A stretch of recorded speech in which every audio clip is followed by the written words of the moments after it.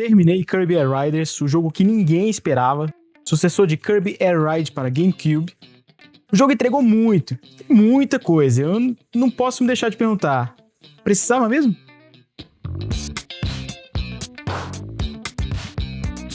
Já que você tá pilhado em ouvir meus devaneios sobre a bolinha rosa mais assustadora do mundo, deixa aquele curtir, compartilhar e sininho que ajuda muito, viu? Valeu! Eu amo Kirby, gosto de muitos jogos dele e alguns spin-offs moram pra sempre no meu coração, mas eu nunca joguei Kirby Air Ride original. Entretanto, um breve contexto. Eu fui professor de criação de jogos em uma faculdade por mais de 10 anos. Todo semestre ajudava dezenas de aspirantes a desenvolvedores a tirarem ideia do papel e criarem seus jogos. Se eu fechar os olhos, eu consigo ouvir uma conversa mais ou menos assim. Professor, já sei que jogo eu vou fazer esse semestre, vai ser um jogo de corrida. Pô, legal, conta mais aí pra mim, como é que joga? Ah, corrida, né? Tem que vencer adversário, mas vão ter uns modos de jogo diferentes. Você vai poder correr em terceira pessoa, vendo de trás, mas também correr em uma visão superior. Ah, interessante. Também vai ter um modo que você sai pela cidade, pode quebrar coisa, melhorar seu veículo, pode até sair do carro e ir andando por aí e até achar outro. Será que... E também vai ter poder, vários poderes, uns 15, cada um bem diferente do outro. Você não acha que... Também vai ter personagens diferentes, cada um com uma característica e, claro, pode customizar com item. Tá, eu acho que... E várias máquinas diferentes também, e eu não quero só diferença visual, velocidade, vão ter jogabilidade diferente. E, claro, pode desenhar nelas, fazer sua única. Também vai ter vários minigames que dá pra fazer, né? Também quero misturar 3D com 2D, que vai ser legal. Também quero ter item que cura, que deixa imortal e tal. Importante ser imortal porque também pode atacar os outros, né? E, claro, tem que ter especial também. Diferente pra cada personagem. Acabou? Vai ter um modo história. Nesse cenário, eu provavelmente acharia um jeito educado de falar pro aluno: cala a boca, você não vai conseguir fazer isso tudo. Se por um milagre fizer, não vai ficar bom. Foca em uma ou duas mecânicas e faz elas bem. É melhor do que entregar 100 mecânicas meia boca. Menos é mais.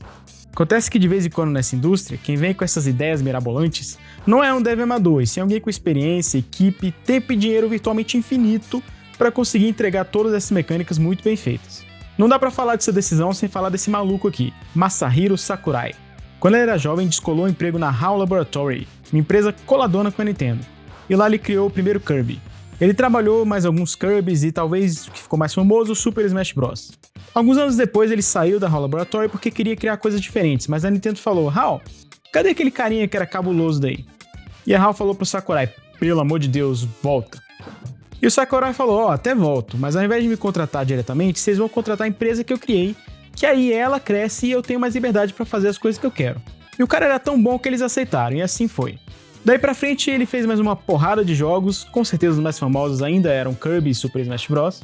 E esse cara ficou mais famoso recentemente porque ele começou a mostrar a cara. Aparecia em Nintendo Direct, dava palestras e criou até um canal no YouTube, muito bom inclusive, falando de game dev e os seus jogos. Com essas aparições, o pessoal percebeu algo muito importante sobre o Sakurai, que ele é maluco. Ele é muito dedicado, a ponto de afetar a própria saúde pelo jogo. Mesmo já famoso e eu suponho cheio da grana, ele ainda faz questão de estar envolvido na criação porque ele gosta do que faz. E essa paixão se transmite. Os jogos são realmente muito bem feitos e cheios de detalhe. Então quando ele falou para algum executivo: eu quero fazer esse jogo super nichado, com uma porrada de detalhe e 1 milhão de coisas que ninguém estava esperando, o executivo provavelmente falou: vai lá e brilha, meu filho. E assim foi. O gênero oficial do jogo é corrida, e como tem poderes no meio do caminho, é impossível não comparar com Mario Kart, que é o líder do mercado. Só que a comparação para no gênero mesmo, porque quando você joga, começa a perceber diferenças cruciais. Para começar, você não acelera, vai pra frente sozinho. Os poderes vêm em forma de inimigos espalhados pela pista, e derrotar os inimigos não é só questão de ter o poder, já que cada inimigo derrotado te dá um boost de velocidade. Ficar na pista não é tão importante, em raras ocasiões você sai do cenário como acontece com frequência no Mario Kart. Então aqui você pode se dar o luxo de esbarrar um pouco se isso parecer vantagem.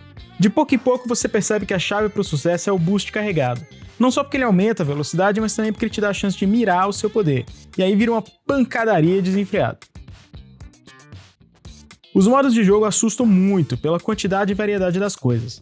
Mas tudo fica mais tranquilo quando você faz o modo história. Aqui você joga várias partidas, experimenta vários minigames diferentes, tem a chance de ir onde mais gosta. Eu mesmo prefiro bem mais a visão aérea do que a corrida com câmera por trás. Também tem uma história sem pé nem cabeça que por alguma razão tem cutscene de qualidade Hollywood.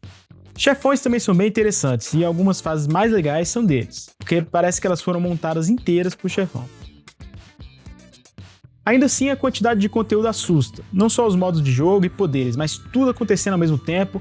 Várias vezes eu não sei porque perdi, e várias vezes eu não sei porque eu ganhei também.